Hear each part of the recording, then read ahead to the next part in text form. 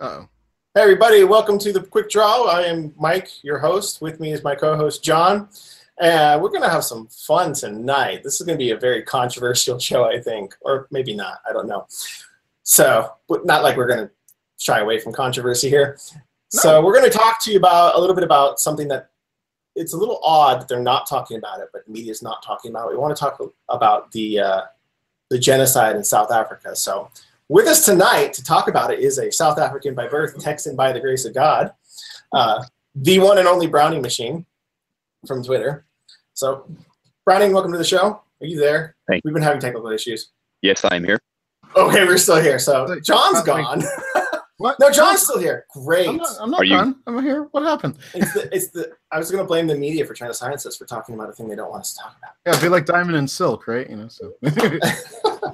I'm still kind of confused about that because they say that whole thing seems kind of sketchy too. Yeah, it does. Anyway, getting sidetracked. So for those of you that are just now hearing about this, and we don't blame you if you are, because like I said, the media is not talking about this. And I have a theory as to why, which we'll go to in a second. The South Africa, is it the parliament, Browning? Is that how they run things? Parliamentary system, yes. Yeah, so the Parliament of South Africa decided that they are going to expatriate, I think was the exact terminology they used. They're going to expatriate the land and give it back to the people it was stolen from. And that's creating all kinds of problems because Brian, do we know how far back this thing goes? Well, because they say it's to right the wrongs of apartheid. That's my understanding. Yes. This is like reparations for apartheid. So let's do a quick review of history. All right. The Dutch and the English settled the Cape of Good Hope roughly in 1620. Are y'all getting me? Yes, sir. Yes, sir. Okay. Roughly 1620, thereabouts. Mm-hmm. And they established a colony in the Cape, and they said, "Hey, this is great. This place is fertile. It's a good waypoint to get to India, and we can park our ships here, and we'll make a colony." So they made a colony, and the only real Aboriginal were the Khoisan, also known as the Bushmen. They're a small tribe of about 250,000 short, light-skinned black men with sort of, and it's kind of a funny thing. They got big butts. No, I cannot lie. The thing about the big butt, it's sort of like a camel butt. And I'm really just being completely biologically honest here. They have very interesting biology. They are gatherers, and they run down their prey. They're brilliant at getting water out of the desert. They're the guys who figured out that they can scrape these roots and get water out of these roots. They run down antelope for 2-3 days until the antelope is exhausted, and then they kill them and they eat them. And they consume vast amounts in one sitting, and they basically store fat in these sort of noticeably large butts. So maybe that's where mine is. So the Khoisan. Yeah, no, no. I mean, it sounds funny and it sounds terribly racist and stereotypical and all that, but it's a biological necessity, and they do a damn good job of it. They're very interesting people biologically. Khoisan, the Bushmen. Actually, I had a friend who served his mission who actually had to learn the clicks and the whistles and how to communicate in the stoat. Right, that's mostly the Sosa tribe. Yeah, they've got the clicks and the whistles. Right. Yeah. So the Khoisan were the only real true Aboriginals, and they sort of inhabit the northwest corner of South Africa, the Kalahari Desert, typically. But nobody else was there. So you got this colony in the 1600s, and pretty soon the Boers, the Dutch, they start migrating northeast toward the Transvaal. And the Transvaal is the highlands in the northeastern corner of South Africa, where Johannesburg and Pretoria are now. And this happens, it's an ongoing thing, but the biggest migrations, the trek, was in the early 1800s. And at the same time, the Nguni people, who were the precursors to the Zulus, the Xhosa, and I forget the other tribe, are moving southward at the same time. They occupy what is now sort of Durban. That's the coastal area. Now, these tribes historically, because I know like with the Zulus, they kind of unified, right, to kind of push back against British rule. But historically, do they get along? Are they antagonistic towards one another unless there's a common enemy? Like, what's that dynamic? So that's the huge thing. That's the huge thing. It's such a great point. The tribes hate each other. The tribes hate each other worse than they hate the whites. And actually, the ANC together is, and y'all know the history of communism. Communism works on having an enemy. Right. I forget who it was who said it. Who was it who formulated that? He said, you know, the secret of communism is that it must constantly have an enemy, an external enemy. I wonder if that, I don't know if that was it communism, or was that referring to Nazism? And I thought that was actually like Goebbels or someone who said that about nationalist socialism. Like, that's the key to socialism. He stole that. He stole that from communism. Right. Well, it's the whole oppressor versus oppressed thing, right? That's the nature of the game. Is you like the whole paradigm of Marxism is that economics and wealth are a zero-sum game, and if the bourgeoisie have the bigger slice of the pie, it's because they stole it from the proletariat. Right. Yes, and so you have to have an enemy. Right, and you have to, and the way they frame it, and from that point on, the way they frame it is like, okay, who can we basically put under the umbrella of bourgeoisie, and who can we basically put under the umbrella of proletariat? And it changes, you know, if it's class warfare, then it's the 1% versus the 99.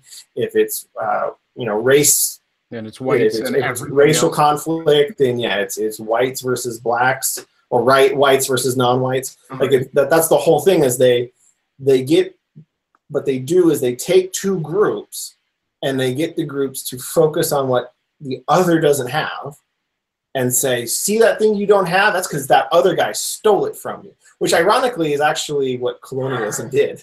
They would go in, right? They're supposedly anti-colonialists, but they take, you know, all the best tactics from the colonialists. The colonialists would come in, they'd see these tribes that didn't like each other, they'd pick the strongest tribe. Right. Or no, I'm sorry, they'd pick the weakest. They would pick the weakest tribe that they could gin up a little bit with money and guns, and they say, okay, guys, you've been picked on by this bigger, stronger tribe for so many generations. Here, we're going to give you guns. Go ahead and kill them for us, so we don't have to shed our blood. Right. And when you're done, we'll pick up the pieces. You guys can join our little white man's club, and we'll all be friends and allies, and it'll be peace and prosperity. And then, of course, they screw over the guys that they helped out. Right. And that's why they always pick the weakest tribe to do their dirty work, because they knew they could kick their asses later. Yep. It backfired with the Zulus, but right. Rwanda went through the same thing. So, you know, it's the pattern, and apparently they're reversing it, like you said. Right. And I'm sorry. Go ahead and continue, Brennan. So that's exactly what the ANC is doing. Is they are you got out, boss. The Zulus, the Xhosa, all the tribes that include all of them. You there? Yeah, I hear you, but you're breaking up, buddy. You guys there? Yeah, we're here. Sorry, am I breaking up? Yeah, just a little bit, but it's clear now. Okay, all right. Sorry, I need to rotate to point toward the Wi-Fi. You know, there are 12 tribes, and they hate each other. Right. But the ANC's secret, the ANC is communist, their secret is that they have united them against the whites and said, these are the guys who are responsible for your troubles. Right. Because when you look... So who's impacted by this legislation then? Is it because I think I read somewhere, I want to say it was the Huffington Post, New York Times, they're talking about how 72% of the farmers in South Africa are white. So are they targeting just that 72%? Is it all farmers, including the non-white farmers? Is it just a fraction of the total farmers based on who supposedly benefited from apartheid? Like, how does that work? You know? I don't know the details on the ground, Okay. but I can tell you that y'all know how it works. They will take whatever the hell, and they will stir up. I saw that a few. I think it was last week or the week before. That mob of 12,000 who were threatening that township. Yeah. Did y'all see that? And this was, and this is, there had already been like a dozen murders, right? Prior to this. That was like, there's been a lot of protests in South Africa. A lot of the white farmers in rural communities feel like they're in danger, and they've been petitioning the government, hey, you know, it's bad enough you're stealing our land, but could you at least protect us? Like, could you at least, you know, not let us die? That would be nice. You know, just on the basics. Because that's kind of the role of government when you think about it. It's like, you're supposed to protect my life, my liberty, my property rights, and no, you guys are screwing over all of them. There will be none. You know, there will be some line arbitrarily, and they will say some things, but at the end of the day, people will take shit, and that's that. Yeah, and this is where I think it's very interesting that we're not talking about this in social media or on Twitter, or I'm sorry, in the media. And I have a theory as to why. So during the whole, let me back up. I personally think this is Marxism. This is Marxism 101. This is, you know, we are going to take from you what we think belongs to us, and we will use any pretense available to us. And in this case, the pretense is apartheid and racism and reparations. Right. But you look at the kind of the dearth of people talking about this. Is a big deal. Like this whole notion. First of all, it boggles my mind that anyone thinks it's okay that because your ancestors took somebody else's ancestors' land allegedly. And then I won't even say allegedly. Let's say that actually happened. I mean, that's the history of mankind, right? People with big pointy rocks and sticks come in and kill the other guys with not so big pointy rocks and sticks until the little guy figures out he can make swords and shields, and then the other guy figures out gunpowder. And it's just, I mean, that's the history of mankind. Like, America is an anomaly when it comes to like kind of being peaceful, more or less, and divvying up wealth and creating wealth without a whole lot of conquest. I'm not saying that never happened in America, but America is still kind of an anomaly in the sense that that's, you know, contrary to what Marxists say, we're not the best or the biggest or the wealthiest or the freest nation because we went around kicking natives' asses. Actually, that's kind of like a fluke. Like, that's in spite of all that stuff. Like, America would still be what it is today, I think, even without, you know, the Trail of Tears, even without, you know, all the bad stuff that happened.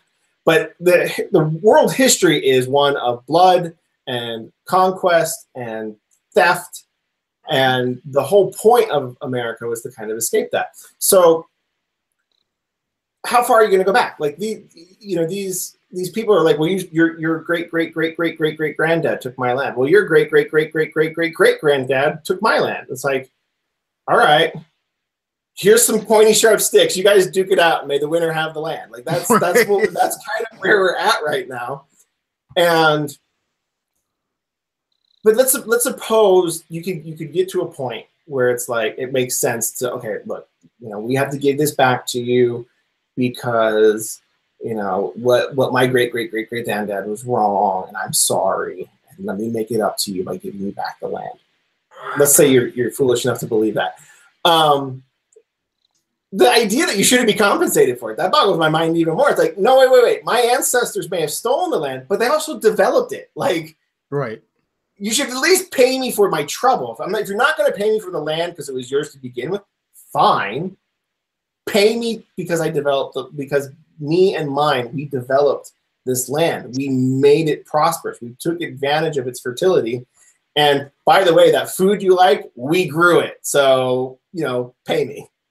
But they're not even getting compensated. Like, the government is literally coming in and saying, you know what? We're just gonna take the land.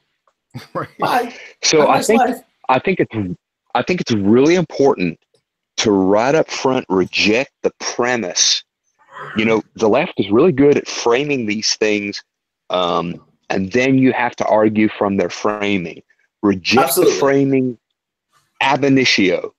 And South Africa is actually really interesting in that the American guilt complex projects onto South Africa because the American guilt complex is somewhat real. I mean, we did have the Trail of Tears, and you could make some argument that we, quote, stole the land from the natives, even though they were warring, they had no concept of property ownership, yada, yada, yada. Right.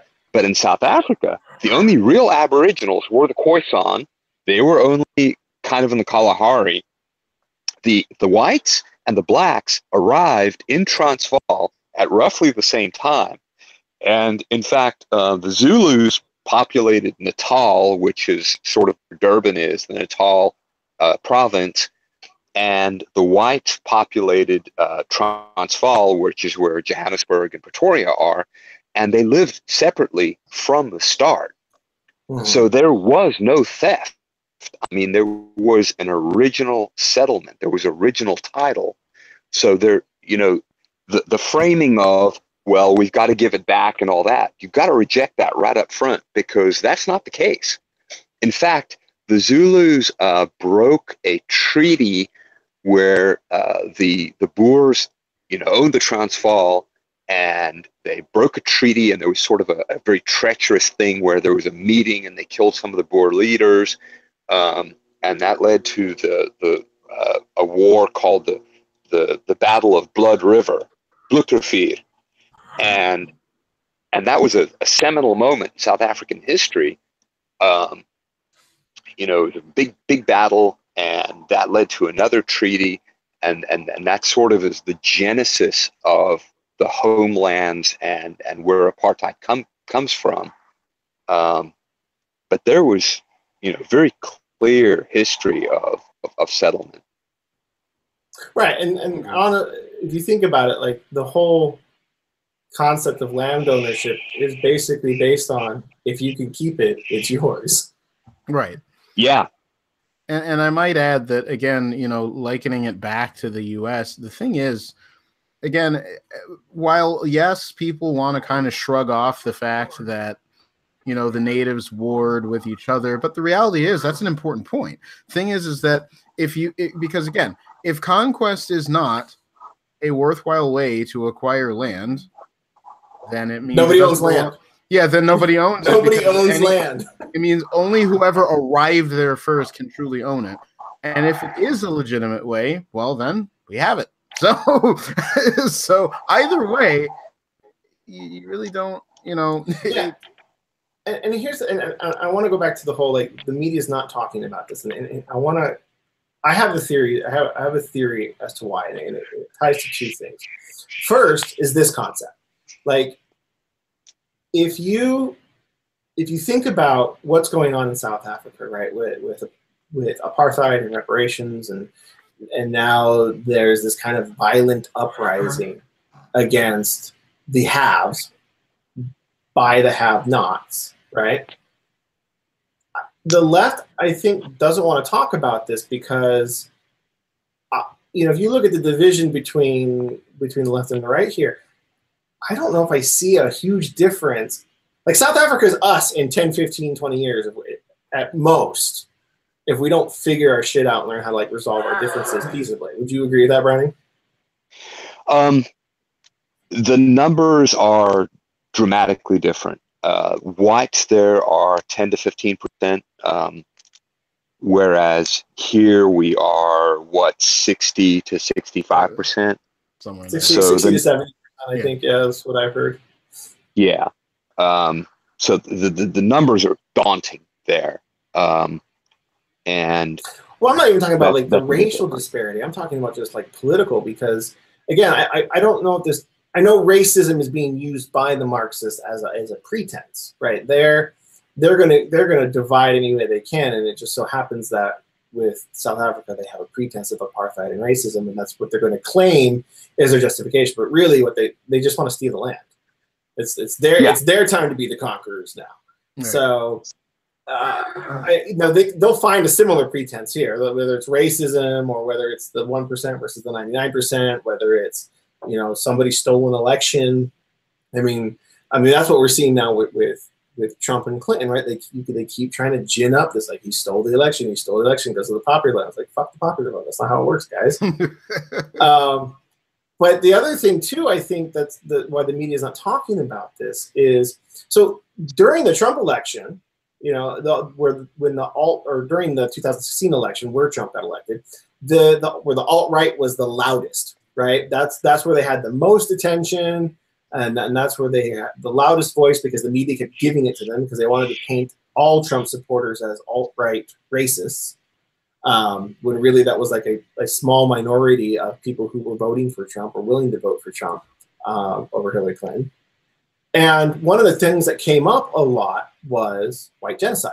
That was a trend on social media. That was a thing that kept getting talked about over and over and over again, about how the left, and whatever conspiracy group the alt-right was bitching about at the time, wants to exterminate white people, white culture, whatever that means. And now you have an example of actual white genocide. Like, this is like what we would tell the alt-right, like, guys, people marrying brown people, white guys marrying brown girls is not white genocide. Right. Brown people killing white farmers, that's white genocide. That's bad. You want to get upset about something, that's what you get upset about, right? You don't get upset about interracial marriage. You get upset about white people getting murdered in the dozens or the thousands because they own land. That's bad. And now, and even now, I think some of the alt-right, like Richard Spencer, are actually they're talking about it, but of course they're tooting that horn about, see, we were right. Look, guys, we were right. We were talking about white genocide, and here it's happening. And the last thing the media wants is to say, oh shit, the alt-right was right. Damn it. And so they won't talk about it. They will refuse to shine a light on this, because not only does it make the alt-right look good, which it doesn't, but they think it does. It highlights, like, this is where left-wing politics takes you. Whatever their pretense is, it goes towards violence. It goes towards theft. And it goes toward groups. It goes toward identity politics. By whatever means. I mean, politics du jour. Before it was class, and failed to sell that, and so now they're doing it by color. And color is the most dangerous form of identity politics, because you can never escape it. Right. My wife is brown. That's a really great point, because I think the reason why class warfare doesn't work in America is because of class mobility. Right. You can never point to this. You can never point to the poor and be pointing to the same group of poor today that you point to tomorrow, because it's a revolving door. The top 20% of wealth owners end up being the bottom 20% at some point in their lives, and vice versa. Right. Right. You've got all these lazy ass dissipated trust fund kids who turn into, the L'Oreal disaster du jour. But race is that never changes. Is forever. Immutable. And it's a terribly dangerous way of going. I mean, my wife is brown. She's, Indian. I like to say she's Indian dot, not feather. Oh, yes, she's that's a perfect way to say it. She's a Christian girl, and I don't advertise that a lot, because it's a dirty game to play. I don't want to use that as a shield, because it's bullshit. Right. She's a Christian girl who's smart and accomplished in her own right, and prefers to remain off Twitter. She would be a vicious shitlordess I was going to say you mentioned on Twitter she had some very interesting opinions on what was going on in Africa. And I watched the Eddie Murphy clip that she mentioned, and I was laughing my ass off. Wait, I wonder, just because God. I have to, because if you've heard the Stereotype song, does she have a unibrow? I'm just curious. she plucks meticulously, and she's teaching my daughter to do the same, because my daughter is blessed with the same pelliculation, let's say. It's not. I just remembered that song. I had to. We tease my wife because my wife is Hispanic. She's from Chile, but she's of Turkish descent. So she's very dark skinned. Her father, her brother, and her father are also equally dark. That's the Turkish side. Is her father's side. Her mother is actually of European descent. So she's very fair skinned, fair hair, and it's funny because our kids they look like me. They're very fair-skinned, blonde, light eyes, and my wife is like, "Why won't you look like me?" It's those master race genes, honey. I'm sorry. Like I knew it. I knew it was something. I was gonna say, I guess. The funny thing is, my father-in-law will tease her too. He'll say in Spanish, "Mejorando la raza," which is literally better than the race. The funny thing, there's two things I thought of. There's a video that was put out by what is it, the MTV idiots out there, the ones that are always talking about race, because the M stands for race, evidently. But where they were talking about, they had to create a new word called colorism because they can't admit that racism can occur in anybody. So when they see people who aren't white racist against other people who aren't white, then they call it colorism. But I think this has a lot to do with the idea that, at least in South Africa, I think part of the problem is that one of the reasons I think it's not being talked about also is simply because they don't want to admit at any point in time that it is possible for black people to be bigots. There really is that they can't accept it. And it's funny, you bring up a really good point, John, because what's the new definition of racism now? It's like you can only be racist if you have power. Right, but then who has power in South Africa? Right, but then they redefine power all the time to mean whatever they need it to. It's a slippery term in order to make sure that... I just trolled a girl just today, that woman who is saying that whiteness isn't necessarily culture. And it was a really interesting point because, that's a Mott and Bailey argument. But she's... very clearly, she's saying that you're racist if you're white, but if she's confronted on the point, she will then Bailey back to, well, it's a culture and a power and all that. But this whole business of white privilege. They call out the alt-right and identitarians for using the term Western civilization as a dog whistle, right? And anytime an identitarian, like Richard Spencer, talks about, we must protect Western civilization. The left says, well, what they really mean when they say Western civilization is white culture and white people. And it's like, wait a minute, you guys do the same exact thing. Right. You use Western civilization as a dog whistle. You say Western civilization and you mean white people. It's like we must abandon Western civilization. And sometimes it's the reverse. We'll say we must abandon whiteness and abandon white culture and white privilege. And it's like, yeah, you say that, but what you really mean is Western civilization. So it's their fault. Like they're validating the alt-right, even as they say they hate them and that they hate everything. Right. We're like, you guys are just as bad as they are. And this goes to a quote that. What are you saying, Brownie? Yeah. Sorry, go ahead. I was just going to say this points to a quote I read recently from Dennis Prager saying that the left destroys everything it touches, or it ruins everything it touches. And it does. South Africa had the opportunity to be a nation that showed that, despite history, blacks and whites could live together as Africans, no less. I mean, honestly, it couldn't have been much better if that had happened. I believe quite firmly Leftists do not want that. There is nothing they could fear more than a society where races simply are happy with each other. I think they hate the idea of it. I really believe that because as a world like that doesn't need them. And I believe leftists have a chronic need to feel like they are needed for something, even if they have to destroy something in order to do it. So I think, like Martin Luther King's dream, they don't want that, because the last thing they want is a place where people are judged by the content of their character. There's no room for their philosophy if people are judged by anything other than some arbitrary category that they make up on their own.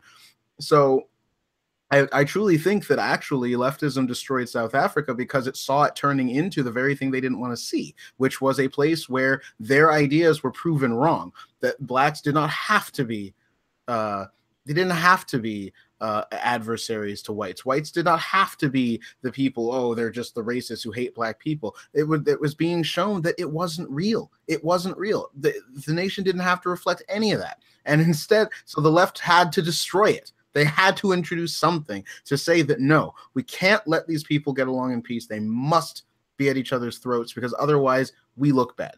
We don't get to come in and save someone, you know. I totally agree. Leftism is always parasitic. It is always zero-sum game. This group against that group, and we will be the arbiters. And we'll be the arbiters for infinity, for eternity, right. And we'll purity spiral, and whoever's the inner party determines who is at whose throat. And if nobody's at nobody else's throat, if we have a common goal, which is to become a spacefaring species and fulfill our destiny, there's no room for that parasitic group. It's a vile anti-human ideology. And I think at its root, more and more, I'm willing to just be open about this. It's Satanism. It's a Luciferian ideology. Yeah, look at the fact that leftists consider it a so-called microaggression to say that, well, I'm colorblind. If I say that they like to joke about it by pretending they think, oh, well, how do you tell what color the traffic light is? Oh, shut up. You know exactly what I mean. You are purposely obfuscating the point, because why do you think it is that they call a society that is what Martin Luther King said? Again, they revere the name, but they hate what he actually stood for. Because what he stood for is in total disagreement with their whole philosophy, which is all those arbitrary categories you judge people by, they don't matter. Yes, judge the individual by the individual's character, right? Not by their group. Yeah, but for the left, that is the absolute scariest thing they could ever see. They don't want a society like that. They hate a society like that. They desperately want to destroy any society like that. Because South Africa, again, just a little reading I did was showing that, after apartheid ended, the opportunity was there. This didn't have to be. What's happening today didn't have to be. The left caused this. They want this. This is what they are after. This is what they seek. It is what they're colonizers. Right. They live for this. Whites will forever be colonizers in their head, because the day that they are not is the day that people realize leftists kind of suck. They destroy everything. Every society dies because they get involved in it. And once anyone realizes that, it's the day leftism ceases to really be influential. And they don't want that. So they have to keep people believing that, no, the world is this horrible place where people are oppressed every day, everywhere, at every time. And it's not real. It's not real. So now, and I actually think, John, you and I have discussed a little bit about and I think this ties into it a little bit, the Jesse Kelly proposal. Have you read that, Brownie? The Jesse Kelly. Yeah, right. Yeah, he's the guy. Actually, he lives in Houston, I think. He's one of my neighbors. Oh yeah. Yeah, we actually have some friends. We have some close friends. Peaceful on Twitter that actually went to a concert with him and a few other Oil Guns in America, Will. Oh, right. Like, I had a really good friend who went to a country concert with the 3 or 4 of them, and it was just, they had a blast. So, awesome. Because they live out in Houston. They live out in the Houston area. So, I think with Kelly because he's a neighbor, and he and I have been mutual followers for a long time. So you followed my old account. I'm still trying to get him to follow my new one. Well, but he writes about the need for a peaceful, amicable divorce, right, between the left and the right. We've reached a point where we can't get along, where we can't even reason with each other because we don't talk to each other. We are the angry married couple that fights in front of the kids. And while I get what he's saying, I don't agree with his proposal. And South Africa is why. Because if you look at what's going on in South Africa, right, the people that are agitating, the people that are demanding reparations, that are demanding power, that are demanding the land, they're not going to be happy until they've killed off or driven off every single individual who stands in their way. Right. And so if you want to talk about divorce, for a divorce to work, both sides have to agree, you know what, this isn't working out, let's go our separate ways. You take what's yours, I'll take what's mine. There'll obviously be some negotiation and who gets what, but we agree that the best thing is for us to walk away from each other. The left doesn't believe that. And I know Jesse will argue, like, if you don't do the peaceful divorce, then war is inevitable. And people on both sides of the political spectrum have read that and gotten their panties in a twist because they feel that some people have said it's treasonous, some people have said that it's seditious, or that it just doesn't, it lacks faith, or it's one less histrionic response that still didn't like it was kind of like he was basically overblowing the division, that the divisions between Americans, and I have some people who have this belief whose opinions I value or sensible, who will say, look, the divisions you see on social media, the angst and the anger and the hatred that you see in partisan politics, that's not everyday real life. Talk to your neighbor who's a liberal if you're a conservative, or vice versa. And, there's still people you can talk to. There's still people you can be friends with. There's still people you can have over for a beer and a barbecue. And yeah, but 10 years ago, wouldn't South Africans have said the same? Yep. And, I think of my liberal neighbor. She's a good example. She had a small Hillary sign up, and I had a big Trump sign up. And I was one of the few Trump signs in my neighborhood because very few people were willing to advertise it, and whatever you think of him, he was the wrecking ball that I was hoping for, and has certainly fulfilled that role. He's about as indiscriminate as one too. But can I have conversations with her? And the interesting thing was her boyfriend, she's divorced. She's an attorney. Her boyfriend is a guy from Mexico City who came here when he was 16, the same year I came here from South Africa. And a very interesting guy and a Trump supporter. He's the guy who helped me buy my truck. He's just one of those wheeler dealer type guys. And he confides in me once in a while, and he said, after the election, she was just crazy for 2 weeks. She was inconsolable. I'm sure. So, can I sit down and have a beer with her? Sure, if we steer clear of politics. Was it that way 20 years ago? No. We could have had these frank discussions and just said, it's what I tweeted the other day. We used to have a common goal. The common goal was make America great, build our destiny, go to the moon. The moon is a great point, then go to Mars and sort of build, go forward. And I don't think we have that commonality anymore. That goal is lost.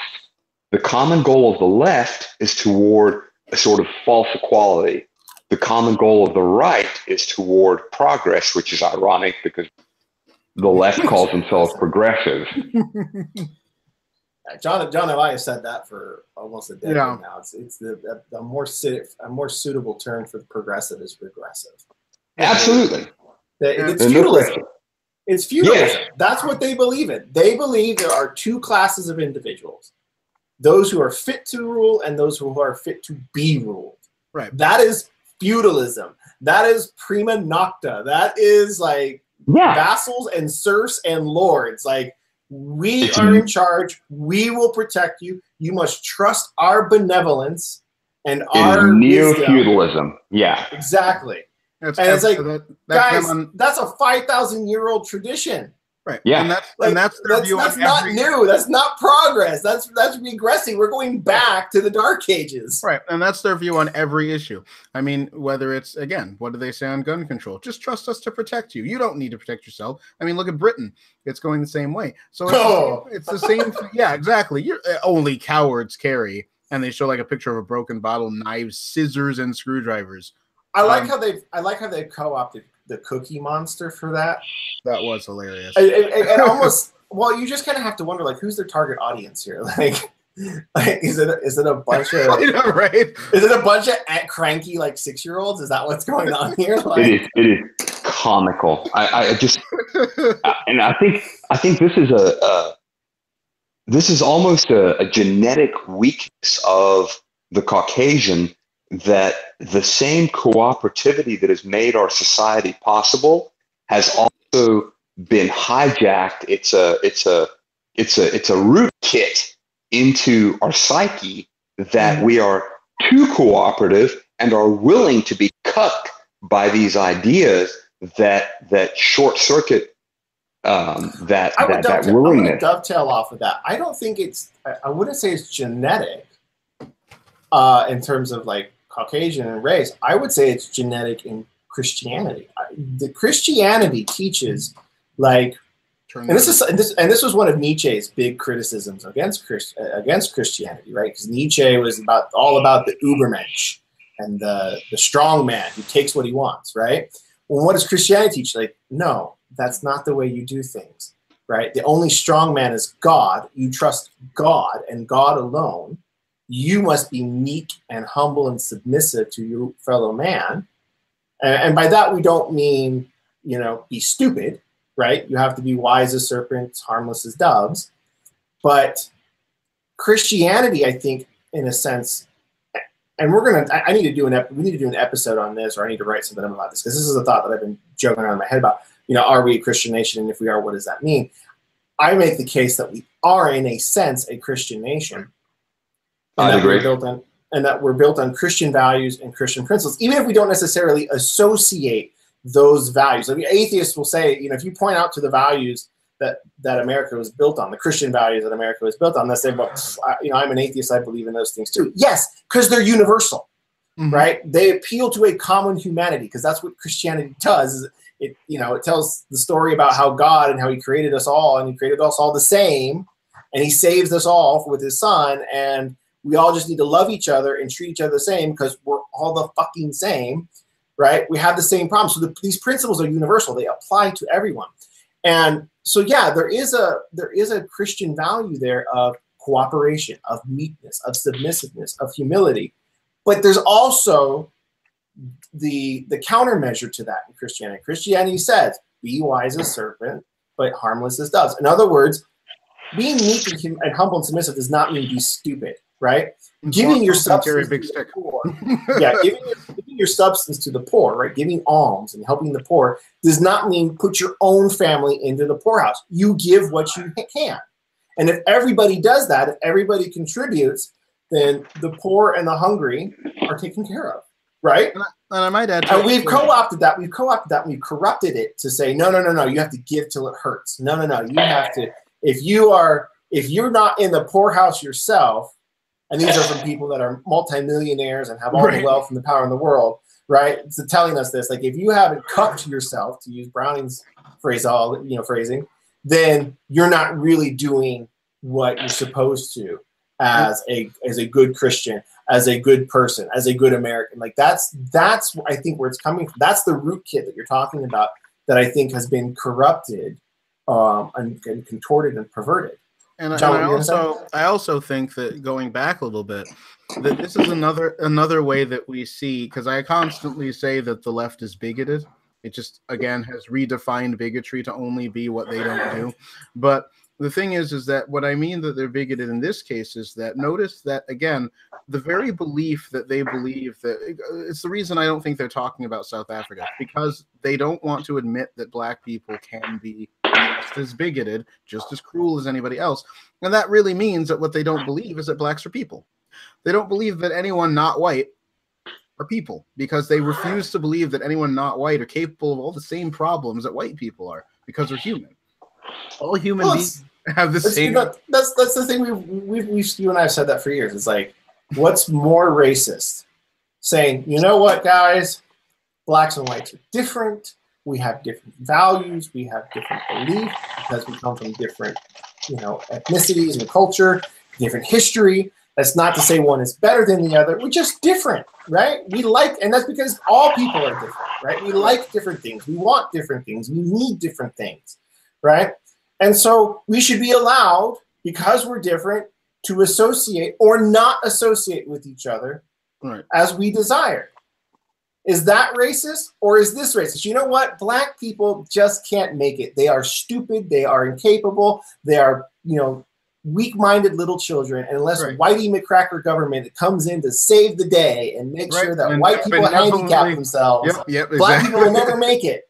That's racist, guys. Right. Again, there was a term for that, white paternalism. It's a little interesting. The white man's burden. Yay! The terms for all those types of bigotry have died out as quickly as the left adopted them.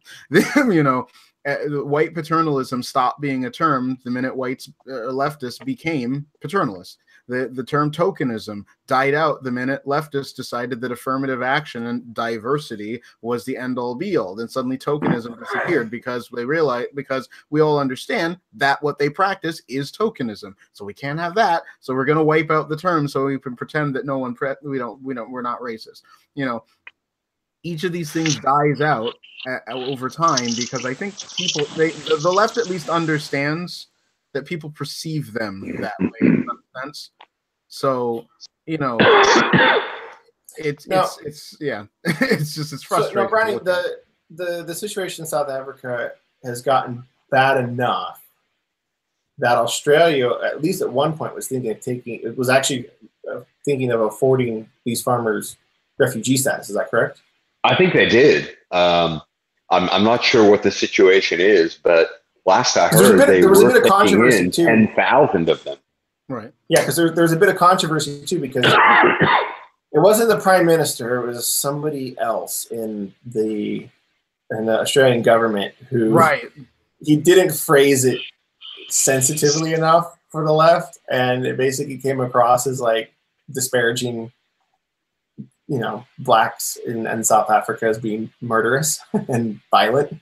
You should stop doing that. It would help. Yeah. Well, I mean, I don't remember exactly what he said. I remember reading it and thinking, okay, I would have worded it differently, but there's nothing malicious here. It's poor choice of wording. And he regretted it.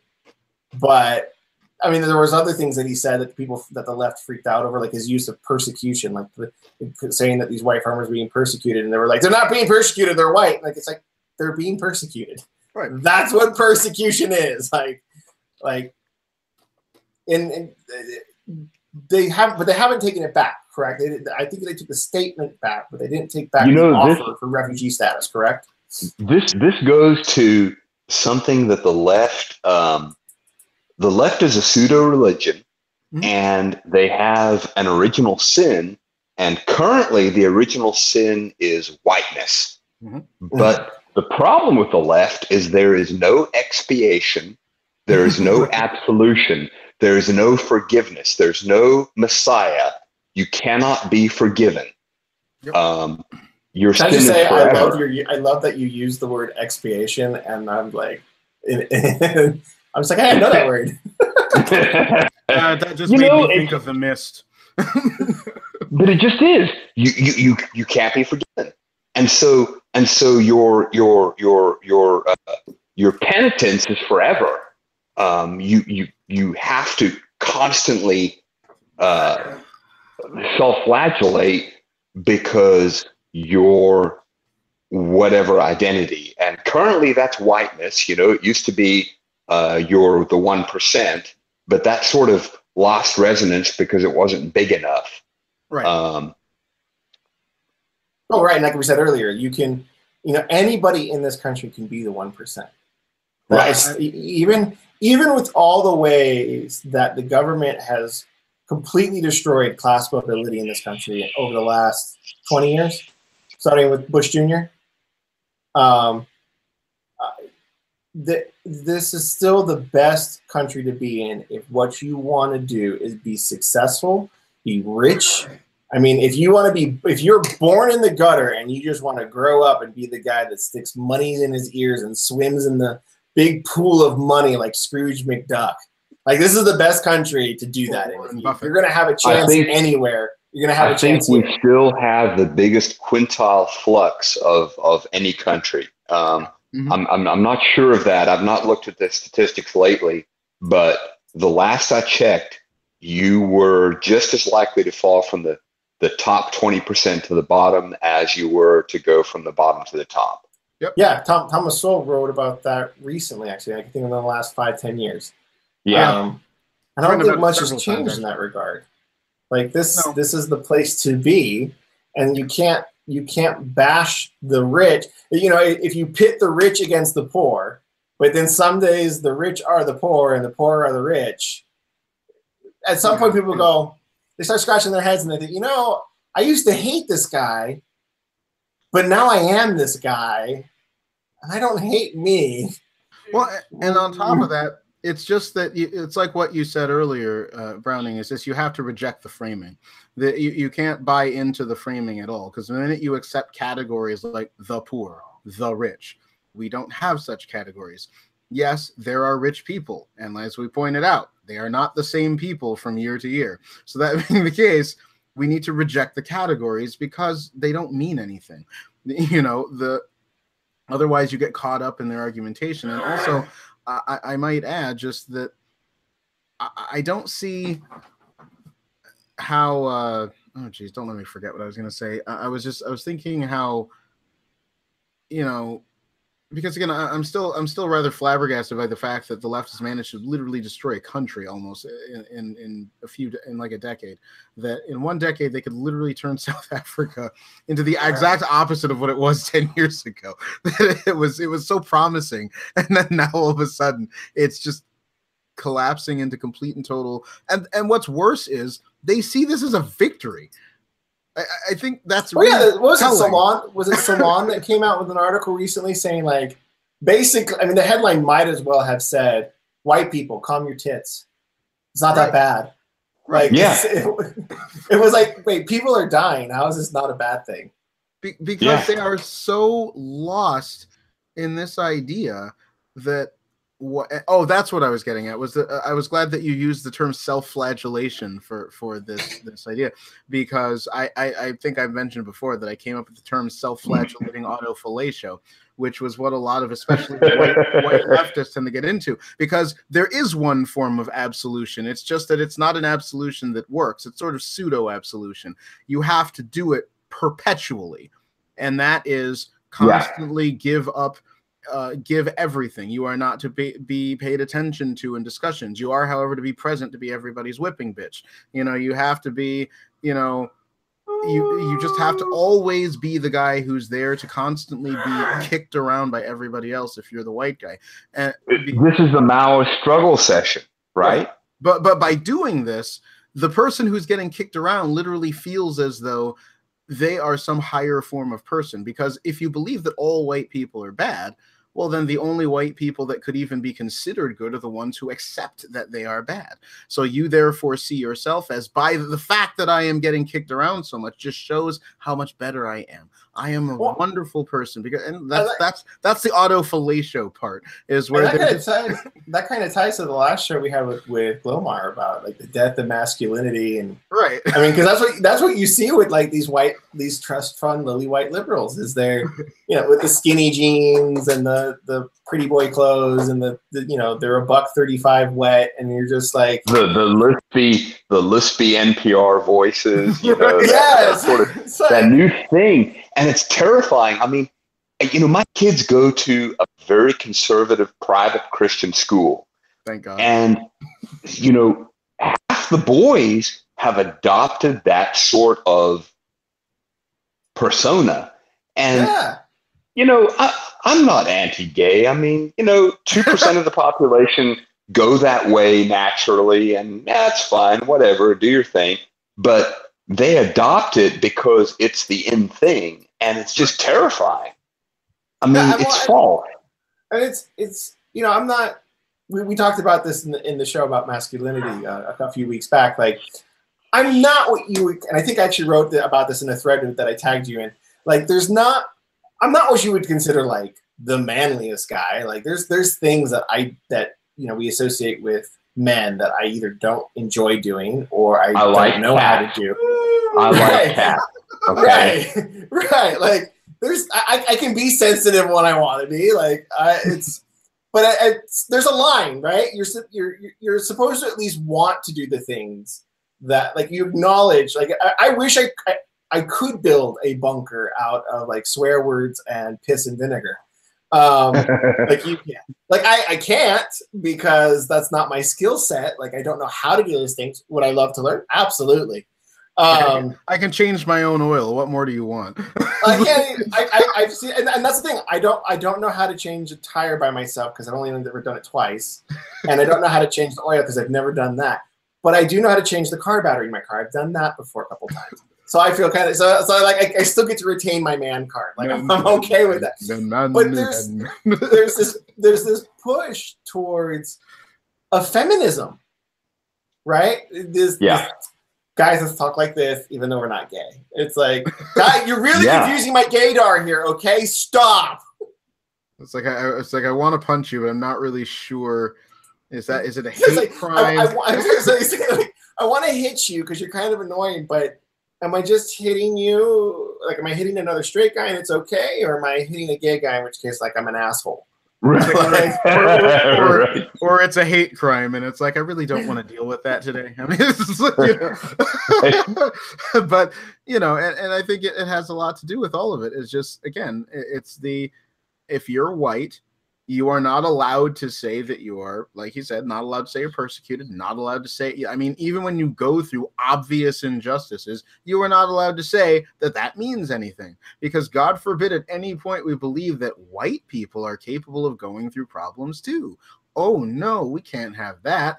No, the only people who go through problems ever are everyone that's not white. And then all those problems are only caused by people who are, And it gets to, and again, the peak of that is what you have in South Africa, when you get to the point where you can kill white people and you're told that, well, I mean, is it really so bad? I mean, okay, but white they people had it coming, guys. Right, no matter they were who asking you for are, it. what They're you white. did.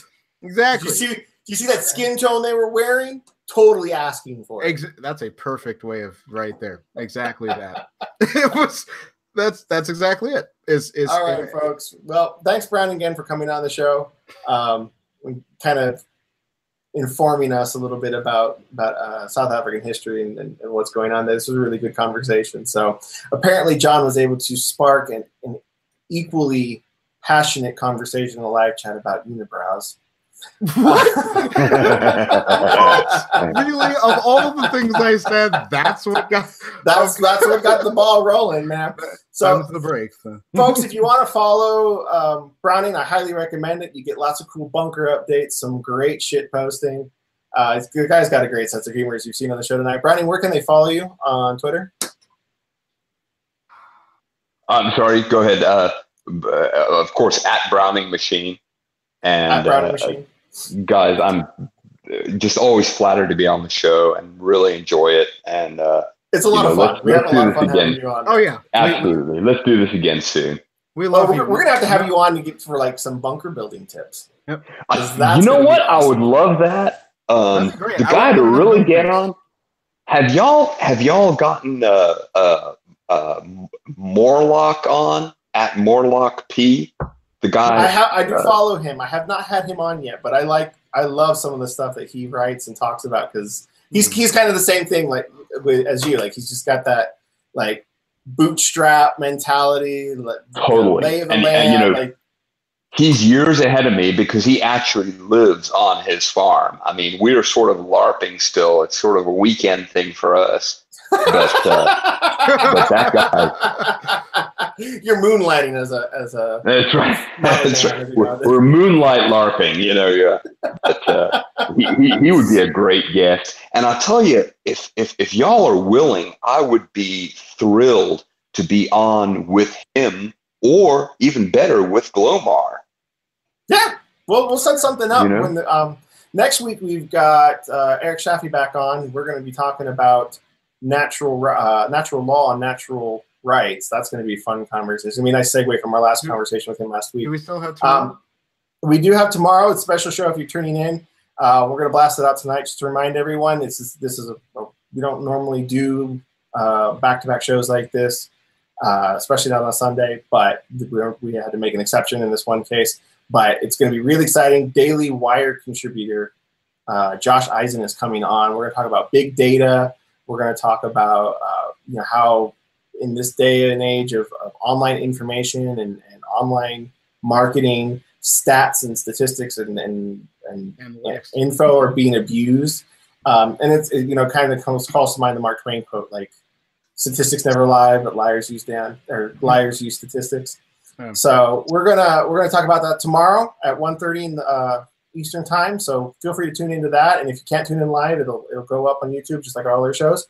Brownie, thanks again for coming on the show. I'm definitely gonna take you up on that to have you and Glomar or you and Morlock on, because I think that's gonna be. Or let's just have all three and go nuts. That'll be. I don't think social media is ready to have like 5 of us in a room talking. All that testosterone. Holy crap! I know. I was gonna say I'm probably gonna sprout like chest hairs on my chest hairs from that show. So. I could use a few more actually. So. I can feel my boob shrinking right now. Good. That's good. All right. So you folks have a good night. Make sure to follow Browning at Browning Machine. Follow John at Kamadi Hideyoku. Do not ask me to spell it. Make sure you're following both of us at ornery_opinions. We just had a really funny Chick-fil-A thread go viral. So if you haven't read that yet, go to our account at ornery_opinions and have a good laugh at the left's expense. And you guys, we'll see you tomorrow, and then we'll see you again next week. You have a good night. Thank you, guys. Oh, yes.